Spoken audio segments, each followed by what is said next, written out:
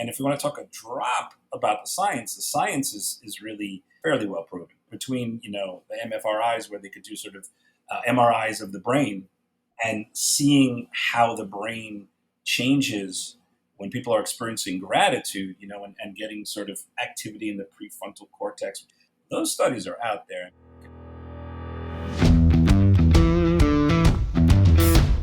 Technology is transforming how we think, how we lead, and how we win. From InterVision, this is Status Go, the show helping IT leaders move beyond the status quo, master their craft, and propel their IT vision. Hello, and welcome to Status Go. I'm Megan Schaefer, and I will be your host for this episode. While I am clearly a new voice, I am not new to the program. I am just usually behind the scenes, pulling together all of the pieces for each episode in more of a production role. But since I tend to geek out over things like gratitude and extracting maximum joy from the mundane of our everyday lives, Jeff has quite graciously offered to share the mic today. But have no fear, Jeff is still here and will likely jump in at some point. Say hello, Jeff. Hey, how's everybody doing? And yes, I probably will jump in at some point. You know me; I can't stand to be quiet for a whole episode. I hope so. So I am thrilled to welcome back to the show Dave Linn, co-founder and COO of the Generosity series, and even more poignant to this particular episode, the Gratitude Dude. When the world effectively shut down at the start of the pandemic, things felt off kilter and completely untethered. And so we, the collective we at Status Go, felt everyone might need something to help ground them, a compass of sorts. Dave came on the show and we talked about how he came to be dubbed as the Gratitude Dude, how gratitude shapes his life, and how to use it as a tool to thrive in the unprecedented times we found ourselves in. Not that we need yet another reminder of how long this pandemic has been going, but that was episode 57. And this is episode 130. We have all been oscillating between thriving and surviving much, much longer than any of us could have possibly predicted. And it is taking a toll. What better time to bring Dave back and double down on this gratitude thing? Welcome, Dave. So good to be here. Good to be here. I think I had, when we first spoke, I think I had 57 gray hairs. Now I have 130. So we're tracking pretty well. Right. You're on point. That's great. Well, can you give us a little bit of a refresher on your background? Talk a little bit about the Generosity series and your goals there. Sure. So the Generosity series was a fundraising platform based upon a 5K run walk idea, but the whole idea was to collaborate along with many other nonprofits so that you could do something bigger and better than you could do on your own. It could be more successful. You don't have to worry about carrying the whole burden. And, we did that for a good 8 years, live events until this little thing came along called COVID that you heard about. And so we sort of switched that to virtual. And right now we're about to launch a very big endeavor. Maybe we'll get to it later. It's not about me pitching here, but a new big endeavor in the virtual world so that we can hopefully continue to allow small, medium, and large nonprofits to be able to tap into an event that's effective, that brings great fundraising, but also engages their participants, their supporters, and shares some gratitude along the way. Yeah, I find, I have a comment and also a question. My comment is this: I find it fascinating you have been able to take gratitude to another level, that you have found a way to revolve work and life around it pretty seamlessly. My question is, because in the first episode, you were just right at the point where you were transitioning, just like many organizations and companies, from an in-person format to an online format. And I know we'll get to more of that later in terms of talking about what you have coming up, but generally, how did that go for you? I would say that from a business standpoint, it was quite difficult. Mm-hmm. We lost a tremendous amount of money, and unfortunately some staff. But what we did do in the transition was very successful for our charity partners, which is really the goal. There are better ways in the world to make money than run nonprofit platforms. So, you don't go into that business with lottery dreams. You go in with passion, Mm-hmm. and so there's a lot of that here, and we wouldn't be here. We wouldn't be here anymore if it was just a pure profit play. Sure. I always say that we at Generosity Series are a for-profit, but that does not mean we're profitable. But we profit in purpose, and we profit in the joy of being able to help organizations do better. So they did better. And if that's the barometer, which for us it usually is, they did very well in virtual. Many of them had more participants than they did when it was a live event. And a few reasons for that. People had less things to do. People were interested in what is this virtual thing. I think people stepped up. People who had the ability, who were maintaining their economic position or their jobs, they stepped up. They felt like I'm needed more. It made a lot of us, I think, more thoughtful about our lives and the people and the organizations and people. So people did more, and thankfully that translated. And then just the nature of the beast of a virtual, that now I'm in Chicago and I'm not about to go to New Jersey on a Sunday morning at 7:30 to run a 5K to support some organization. But if it's virtual, I could do that. So I think that the nature of the beast lent to that, and also not being tied to a date that now, that's my cousin's wedding, or I'm not good for that day. A virtual has more room for playing with the calendar. There's So a to lot speak. more flexibility. Yeah. Yeah, I can absolutely identify with a lot of those reasons in terms of feeling a duty, being available, all of the flexibility that virtual everything gives you. That totally makes sense. So going back to this length of time that we have been mentally preparing ourselves, and like I said in the intro, oscillating from thriving, surviving, and every, it's kind of a continuum, right? I mean, just hitting every point along the way. How have you been kind of reconciling that, and how have you been talking to other people about reconciling that within the gratitude space, but not necessarily limited to that? I think it all starts with the recognition of two things. That one, this is a normal feeling, right? People start feeling. I was just talking to someone yesterday that they felt depressed about what's going on, and it's normal, right? Obviously, there's a fine line when it gets clinical. That's not what I'm really discussing here, but that I think that's the first step. To understand this is normal. This is a normal feeling, and that we're all in it together, right? Mm-hmm. We're all feeling this on some way or another. Unfortunately, we live still in a world that's very facade oriented, and people see other people. I don't know how they're doing it, and they're loving life, and they're successful, and they're dressed well, and they're eating well, and they're happy, and right. And then they feel like, wow, there must be something wrong with me, right? I think realizing, that that's not really what's going on for most people. That on different levels, we're all struggling. And to see that's normal, because if you start feeling abnormal about it, you start hiding it, you start burying it, and then you're not going to get to it, and you're not going to get other people to notice it and help you with it. So I think that's like a primary first step. I would say also that, getting a little bit to the idea that you're speaking about, that this has been going on for a lot longer than we expected, and sort of in waves, like it subsided and then it comes back, and now it's coming back maybe even harder, right? So dealing with that, I think that it takes a certain level of staying power, and getting back to what we've spoken about in the past, gratitude habits, and training, and sort of exercising. Right now, we're running not just a marathon, we're running like the triathlon, the ultra marathon. I don't know what you would want to Right, call it, right. right?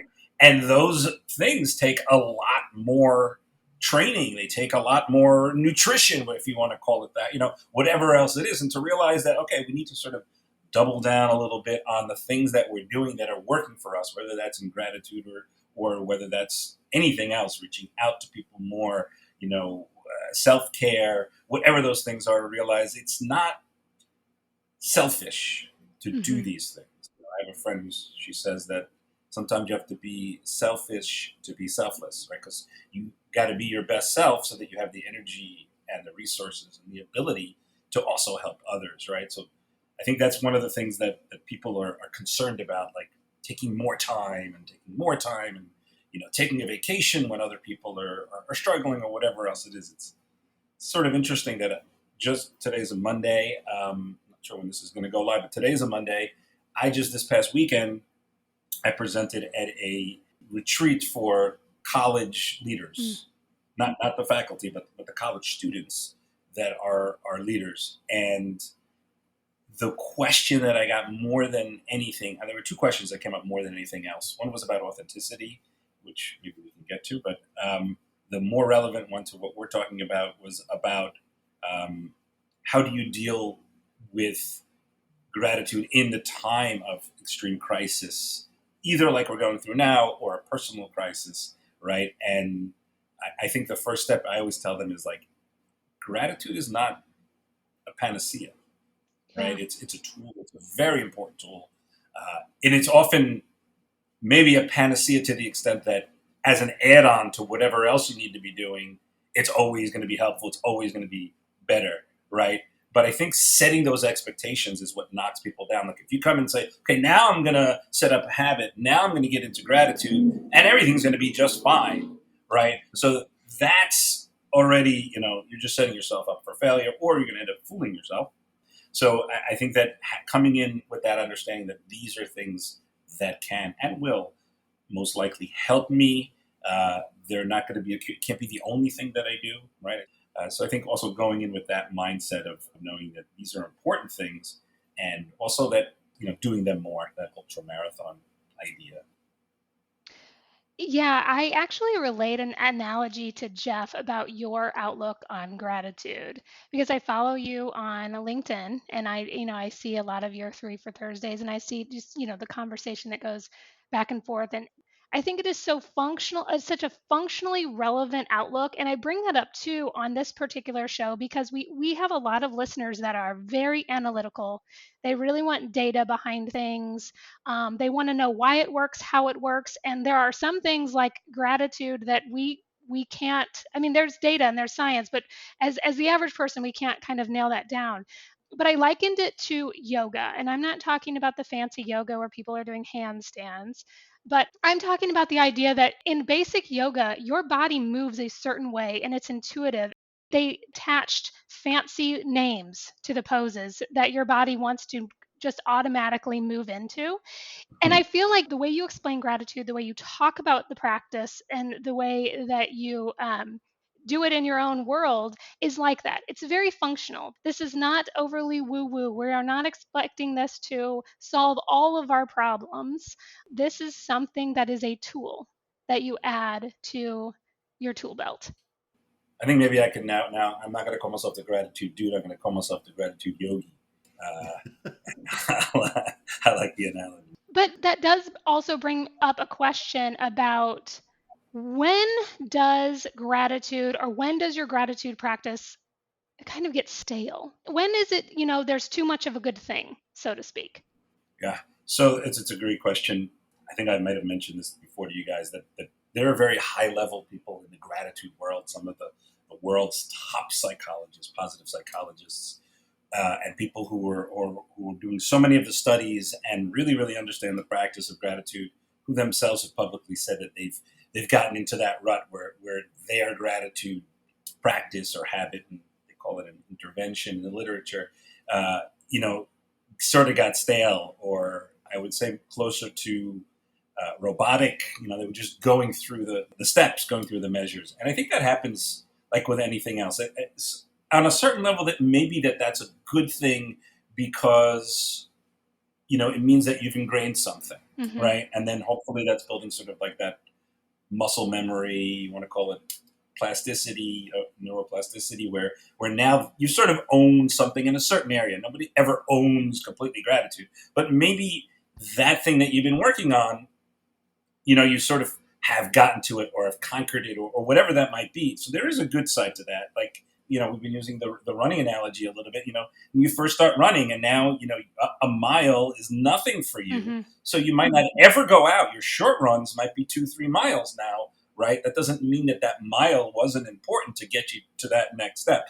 So I think that I always try to find the positive first in this, but the reality is, yes, these things can and often do become, they feel stale, they feel robotic. I recommend, switching it up. Like, I'm even a fan of, Dr. Robert Emmons, who was really top of the field over here.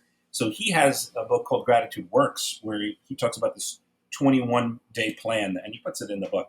And essentially, if I remember the math correctly, it's 7 different types of gratitude habits. And you do them, each of them, once a week for 3 weeks, right? And that's sort of to get you sort of holistic type of all different types of habits and exercises. But it's also to help you see, oh, wow, this really clicks for me, Mm-hmm. right? This really does it for me, or this one doesn't. Or I'm going to start with this one and work this for a little while, and then I could switch to the other ones. So I feel like switching around, I say that all the time when it comes to reminders. I'm a big fan of reminders for gratitude, like whether it's just to remind you to feel grateful or to do a gratitude practice. Like, I have on my work bag a key that says gratitude across it, right? And I have another little knitted thing I got that comes from Mexico that says generosity, right? And every time I take my bag, I sort of think about, after a while, that's just part of my bag, right? Yeah. So like I switch it to the other side sometimes, or I switch it onto the arm bag, or I touch it, or whatever else it is, like just to switch it up. We need that. We need variety. We don't eat the same thing every day, even if we love it. I mean, maybe pizza is an exception, but you don't eat the same thing every day and still love it, love it, love it, love it, and always want to have it, because we need that variety. And so I definitely recommend like switching up things. I have this term I use. I call it "you do you gratitude." Mm-hmm. Right? There are so many great gratitude habits, interventions that are well studied. Journaling is like the top, right? Gratitude journaling is like the top most studied, because you can actually do it. Like, if I tell you guys or everybody listening, okay, tomorrow at 12 o'clock, I want everybody to feel grateful for 30 seconds, right? And then I bring you back to the lab the next day. I say, okay, let's see how you feel. I don't really even know if you did that, right?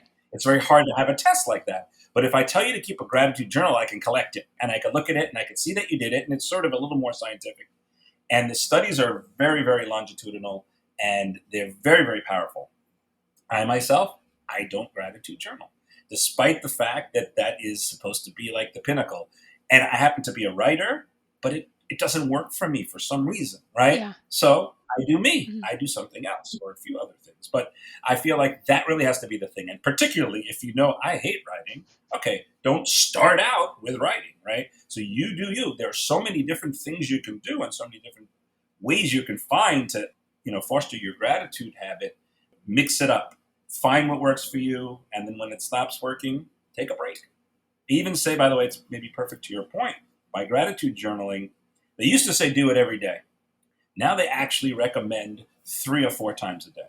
Really? Okay. Now keep in mind all of these studies, right, are based upon, you say 75% of people reported whatever. So there's still 25% of people, right, that it's still working every day, right? So it doesn't, just because we recommend something, that doesn't mean that it's for everybody. There's always going to be not only outliers, it could be 20, 30% of the people that it works well for, and you know yourself. But they do see like this fatiguing coming from journaling all the time for many, many, many people. And then you sort of have the opposite, right, where it's like, now I got to do that gratitude journal. Like, that's not where you want to come from. That's like the famous mind shift. You shift from I have to do this to I get to do this, right? If you're really saying that and you really feel that, that's great. If it's like a chore, sometimes you got to push through. It's a bad day, But so I definitely think that it happens. To get back to your question, I meandered a lot, but things get old. We have to switch them up. I am also finding that doing group stuff works really, really well. Sometimes just having an ally where you're trading something. There's some people who every morning they trade one gratitude text with a friend, right? Or getting together in groups and doing stuff, because the social dynamic of it sort of shakes the funk off of it. There's some accountability that goes along with it. those things can tend to last longer if everybody is sort of involved and they still retain their freshness, because it's not just you doing something. You're getting input, you're getting other people, new ideas. I had not thought about, doing something in a group. And I think the positives, you just named several of them, but also at a time when we're just not seeing as many people as we normally would be, that would be a great thing to start up. Yeah. So it's not a set it and forget it. It's a constant kind of a reinventing, if you will, in terms of a practice. Jeff, I think you brought up on the prep call, you asked if it was possible to fake it till you make it. Yeah, I'll let you elaborate on that. Well, yeah, that was the question that came to mind as Dave was talking about changing it up, trying different things, that maybe it gets stale. I was relating a story back, from 1970. That goes way back. Our family had just moved from a small town in Indiana to a little bit larger town, and there were four of us kids, and we complained all the time about the move. We couldn't find anything good to say about anything. And my mom probably got a little frustrated and a little tired. Not probably, she definitely did. But she instituted this rule that for every negative thing that we said, we had to say two positives. Now, it wasn't quite gratitude, right? But you had to put a positive spin on it. And I think over time, it helped all of us accept where we were now. So, Dave, buried in there is the question of, is this a case of, can you fake it till you make it? Can just doing the practice change your mindset? Yeah. I'd say before I answer the question, it's probably the fourth or fifth story I've heard about your mother. And she's an amazing person. I know there's a book. I have to get my hands on it. And by the way, I would sort of disagree that it's, when you said it's not really gratitude. I would say it really is gratitude, because gratitude on a certain level is taking, especially when there's bad things, and finding the thing, right? Finding the thing that you're getting out of it that is good, and finding that and appreciating it, and there where she's making you say it, you're actually expressing it. So I think that really is hitting gratitude on the head, even though it's a little bit of a end run around it. But I think I mentioned this: "Fake it till you make it" is one of my least favorite business or life sayings, only because I think it could be misconstrued. And I couldn't find it. I think it's Dr. Paul White, who has an interesting phrase that's very similar to "fake it till you make it," but doesn't have the negative connotation of the fake it part. Yeah. But I do think that, yes, you can gain out of pushing through, like just doing it. Like, you have to get comfortable with it. You have to push through it. We talk about in the 5 languages of appreciation in the workplace. In the workshops, we talk about the weirdness factor, which is sort of similar. Like, you're not feeling it, or you're afraid that the other person is going to feel that you're not being authentic, because Dave just told us everybody's got to go and give appreciation. So now we're doing it, and they're like, oh, great. That's really, really authentic. So we sort of try to get ahead of that by just like show some grace, and just, give people a chance, and just let it go a little bit. And I think it's similar here. Like, yes, I do think that it's, for many of us, many people have like an interesting preset orientation to gratitude, or they're just very positive people. They're not going to feel weird doing it, or they're not, maybe won't even be faking it. But for a lot of us to do something that's set and active, and then doing that is going to feel weird. I do feel that you can grow from it if you're giving it an effort. I would hate to call it fake it, right? You mentioned the three for Thursday that I do, where just putting 3 categories out, and tell me something positive in those 3, some gratitude in those 3 categories. So that's sort of forcing people into an area that maybe they didn't think about. Let's say it was a rainy day, and tell me something positive about rain. That's all easy to do, but you didn't fake it, right? Just because you did it because someone else told you, right? You may not have that awesome feeling when you do it, but the practice, I think, really is important, and it gets you there. And I think it's also important to think about what's the goal of the practice. I think it's twofold of creating a gratitude habit. I think on a certain level, one is for the moment, right? In that moment, hopefully you're going to feel some gratitude, you're going to feel better. But it is very much about training yourself to become more grateful. I always say that there's 2 types of gratitude. There's the planned gratitude, like doing your habit or whatever else it is. And then there's spontaneous gratitude, where you just experience something that you feel gratitude for and you express it. And the habit feeds that, right? The habit gets us going, gets us oriented to that way of looking at things. And I usually make the analogy. I hope I didn't do this on the first one, but nobody remembers the first podcast. That when you get a new car, right, and all of a sudden you start realizing that, I make it like I get new cars all the time, but it's anything new that you have, and you start realizing, oh, a lot of people have that jacket or have that car. I never noticed that before, right? I think it's called the Mannheim-Manhof theory or something like that. So why is that happening? People like to think that they're just, influencers or trendsetters, but really they're not. It's just that the reason we talk about it in the world of a car is because it's such a big purchase. Most people spend time thinking about it, researching it. It's a big financial decision. It becomes top of mind, right? So therefore now you're sort of subconsciously looking for it and you're seeing it. And we want to do the same thing with gratitude. When we doing these things all the time, habits, exercises, being around with other people who are gratitude oriented, so that becomes top of mind. Then we start seeing things in the world where we say, hey, that's amazing. I want to express my gratitude, right? So that's the twofold aspect of these habits. One is in the moment, but the second is the training, right? The training. You go to the gym in the moment. Sometimes it's the hardest part, right? I hate running and I run. And sometimes I like it, but mostly I hate it. But I always tell my wife, but I love how I feel after, right? I love how my body feels. I love being able to eat more than I usually do. I love feeling like I did something good for myself, right? So in the moment, I don't always love it. But, if we keep our eye on the prize, so to speak, that we're building, we're trying to make ourselves better. We're going to gym to become buff gratitude people. And so therefore, yeah, sometimes we have to push through. Sometimes we have to do it when we have to fake it till we make it sometimes. I got to find that quote. I wanted to, Megan, you mentioned something earlier about particularly people in coding or the hard sciences, that they view this as very fluffy. Or even if they see the value in it, but like you said, where are the studies? Mm-hmm. And they really are there. I mean, I do this a lot when I'm doing, especially in a larger corporate setting where sometimes the CFO or the controller is sitting in the back of the room who actually wrote the check.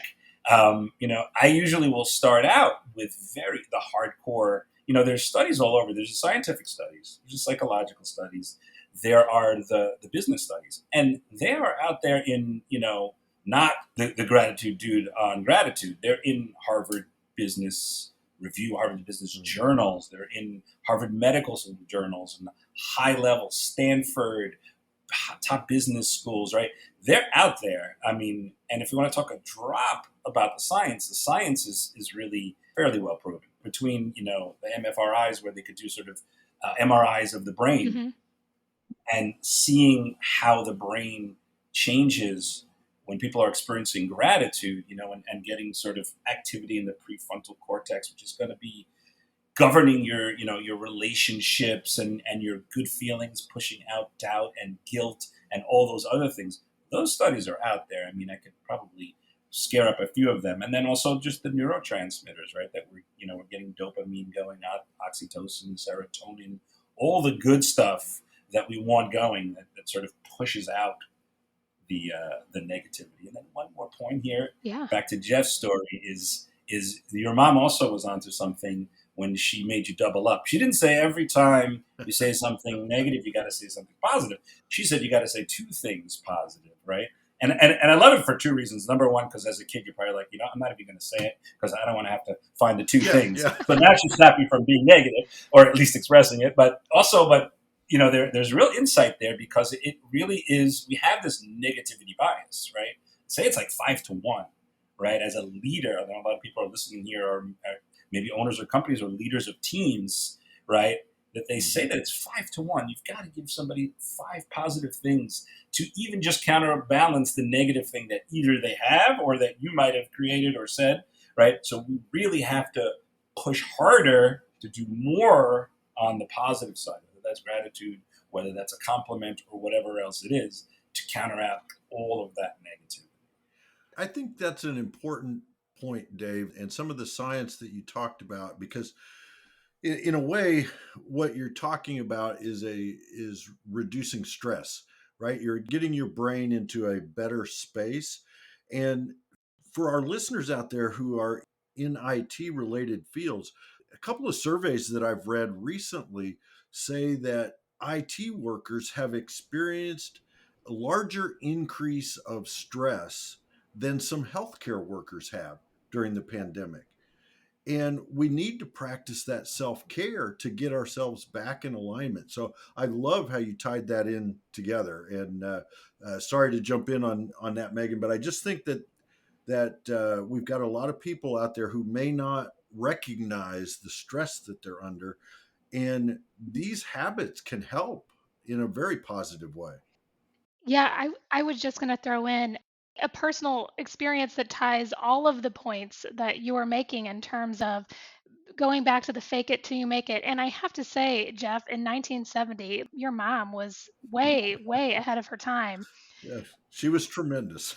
And also, with the negativity bias, personally, I am fairly open to woo woo concepts and still had a lot of difficulty with the idea of gratitude to the point where I kept hearing this practice of just write down one thing a day, put it in a jar. I thought that, well, that's silly. One thing a day is just not enough. That will do nothing for me. So I put it off and I put it off for years. I mean, I heard this for years. And finally, I got to a point where one thing a day was going to be a stretch. It was just that kind of a time. So my husband agreed to do it. We put the jar up in the kitchen and we started one thing a day. It was amazing. It did not take very long in terms of that rewiring and that refocused kind of energy because what happened was I started looking for the thing that was going to be the one thing. There were Right. 10 things all day, but which one was the best one that was going in the jar? The jar thing is just so great. I mean, we don't do it currently, but we have done it in stages. Again, we like to mix things up, but I do love then going back and you Mhm. start pulling things out of the jar and reading them. You say, I forgot about that. Yes. I wanted to share a quick quote. I'm not sure it's his quote himself. It just came into me today. I don't know if you guys know Steve Foran. Steve Foran is Foran, Foran. They call him the grateful CEO. He does a lot of studies and work in the business world. Um, he's working with us on this new Gratitude Rising project. And he sent me these. I asked him for a bunch of quotes, and he gave me this quote that I think fits right exactly what you're both saying, which is, "Don't let the simplicity of gratitude let you underestimate its power." Mm. And I think that happens a lot. He sent me, "How were these?" I said, "These are great." And I love that one because I see that all the time because people say, well, this guy's going to stand up here and give us a workshop for 3 hours about something that I know. Even the people who know it and even see the value, like they think it's so simple. And then I would say in practice, it's simple, but it's not easy. So there's not so much, but to get into the habits and work them and get to the thing, okay, that might be a little harder. But I feel like all of this tying together through these stories of your mother and your story, Megan, at home it's incredible. It's great. Well, you actually just mentioned Gratitude Rising, and you alluded to it earlier. We both did in terms of what you've got coming up. So can you tell us a little bit more about what that is and when it's happening? No. Okay. Twist your arm. So Gratitude Rising is, I sort of alluded to it earlier. It's our new virtual platform as a fundraiser that we're launching within the next week or so, it should be. And the idea is, yes, for those of you who are familiar with a virtual fundraiser as a participant or maybe as a nonprofit, it's the same type of thing. You're getting software, you're getting your web pages and all this other stuff, and we're sort of facilitating you running this virtual event. But there's a whole other aspect to it, which is that the participants, when they sign up, not only are they doing fundraising, but they're getting something that's much more meaningful than a shirt. Yeah, they're getting a shirt too, but something that's meaningful and lasting, which is a sort of a whole gratitude curriculum. So when they sign up, they're running or walking to support raising money for their organization. They're getting this whole gratitude curriculum, which will put together a sort of a faculty of some of the countries, North America's, I should say, leading authors, speakers, workshoppers, thought leaders in gratitude. And we're going to be through many, many different ways. For example, just these sort of simple, easy daily quotes, but also live webinars, live seminars. We have a 30-day program that people want to join it. All of that is included. And the idea is we're going to show gratitude. We're going to grow gratitude. We're going to show gratitude to the organizations that we love and that are helping us get through this. And then we're going to grow our gratitude together through building this little community and through this gratitude curriculum. So that's probably about a week or so away from launch. That's amazing. Yeah. Yeah, we'll definitely have to link to that in the show notes. And then I saw you post about Gratitude All Day. That's launching September 1st, right? Yes. So Gratitude All Day is essentially a 24-hour live stream of gratitude. It came out of an idea that I heard a radio station that had done an insomnia hotline during the height of the first round of COVID. They opened up this hotline. Anyone could call in and say, "Hey, I'm Dave from New York. I cannot sleep. I'm worried about my health or my job or my family or the economy or politics," whatever was keeping that person up. And they just had an open line. People would do that. Some of the people they would call back. They even brought on some, like, I guess, fairly well-known musician who came on and sang a lullaby for somebody or something like that. And I thought it was interesting and important. And I felt like, can we do something like that that's positive? Not calling in to tell me what you're worrying about, calling in to tell me what you're grateful for. So I said, okay, I don't want to do this on a phone line, a recorded phone line. Let's try and do a gratitude stream. 24 hours, you can call in, you can jump into the Zoom at any time and just say, "Hey, my name is Jeff. I'm from Indianapolis, and I'm so grateful for my creek," or whatever else it is. So that was the idea for Gratitude All Day. I'm an idea guy, and if I don't actually plot it, then I'll never do it. I'll just come up with a new idea. And they'll all be great. We have this joke in my family. Tell my wife, $1 million idea, number 2 of the day. So I launched it, and now I said, okay, I need helpers. I need other gratitude-oriented people. And now, so thankful that we have essentially all parts of the world. We have people who are going to be hosting an hour or two of that stream. So we have people from Hong Kong, we have Australia, Wales, Scotland. I spoke to Singapore this morning, really sort of building this very global community of gratitude. And the idea is September 1 to September 2, 1 p.m. Eastern to 1 p.m. Eastern. Anyone and everyone could come on to the stream and just take a minute and shout out their gratitude. And then maybe more importantly for everybody who's listening, and maybe they're not going to get to do that, if you start putting your gratitude out there now, anywhere on social, using the hashtag Gratitude All Day, spelled as it sounds, Gratitude All Day, we're also going to be going through that, aggregating them, reading them out during the stream. 24 hours is a long period of time. We got to fill that space. But we want to get as much participation as we can, even if people can't jump on. And then it will also be, you could just come in and jump in and check out the live stream. We have all these very, very interesting people. We tried on purpose to make it like, there are a handful of people who are in the gratitude space, like I would say that I am. It's something that I do, pseudo-professionally. We have a bunch of people like that who are sharing wisdom and everything like that. But we have probably more people who are, not professionally, like guys like you guys, right? Where gratitude is so important to you, but you have your regular job, and that's a part of your life and a part of your job. Those people hosting as well. We have tons of giveaways, gratitude books and workshops and games and art and all this other things. We have some Chester Elton, who's sold over 1.5 million books. He's got 3 or 4 New York Times bestsellers. Wow. Leading with Gratitude is one of his more related ones, but he's a tremendous coach. We have Kevin Monroe. We have all these amazing people, and really excited about that. So again, September 1, September 2, 1 p.m. Eastern to 1 p.m. Eastern. I'm hoping that this URL comes through, but you could go to gratitudeallday.gratituderising.org. gratitudeallday.gratituderising.org, or just use that hashtag gratitudeallday. And it was also, if you follow that on LinkedIn, you'll see all the updates and everything like that. And it's really exciting for me on many levels. 1, to just do it, but 2, I've been able to speak to these people all over the world at crazy times for some of them, really. And you were talking about, Megan, like the idea, you never thought about doing it in groups. Like, this wasn't the point of the group, but it became it, like talking to people and just finding out, what are they doing in COVID? What are they experiencing? what does their gratitude mean to them and how they're handling it. And it's amazing to build this sub-community, and hopefully going to blow that out. And I will also send you guys some personal stuff so you can get your people involved as well. Yes, please do. And we will link to both of those in the show notes for sure.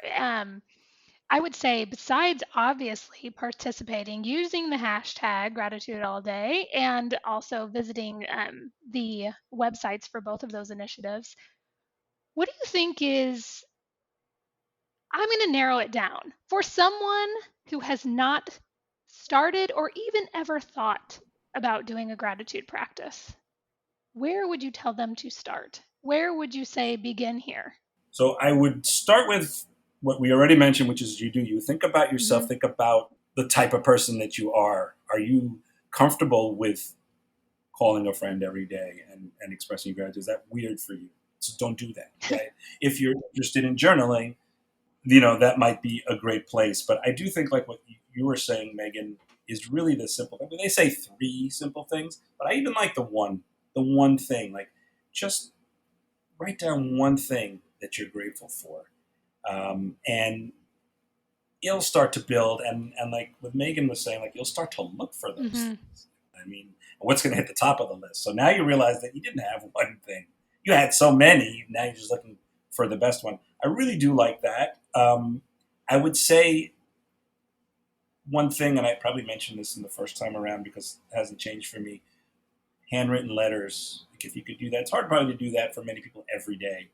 But if you could say, Wednesdays are my letter day because I know I have a slow day and I get to eat lunch.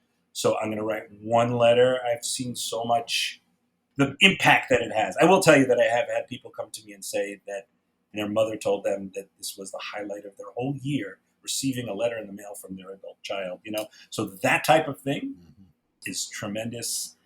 I would also say that you set a time and set a time that makes sense. Don't say 11:30 because 11:30 can be different every day for you. Say right before lunch or right after. Have this idea of habit stacking where you take an existing habit, right, and you say, I go to the gym and I'm at the gym at 6 a.m. every morning. And usually I'm outside for 5 minutes waiting for them to open the door. Okay, that's perfect time.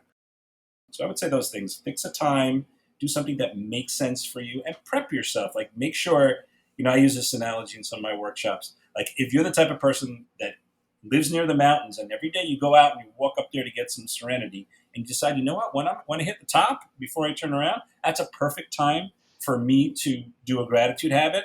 And your gratitude habit is texting a friend and you don't have service up on the top of the hill, that's not a good gratitude habit, right? If you're in the car before the gym and you don't have a pen in the car, so writing a note or a letter is not a good thing. So set yourself up for success. Don't give yourself excuses. And then I would say, finally, set a fail-safe, whether it's on your phone or something next to your toothbrush. So at the end of the day, you say, did I? Okay. Hopefully you realize you did, but you might forget. And then don't beat yourself up. Just do it now. And then, I guess, bring full circle, switch it up. Oh my gosh, all great suggestions, all great points.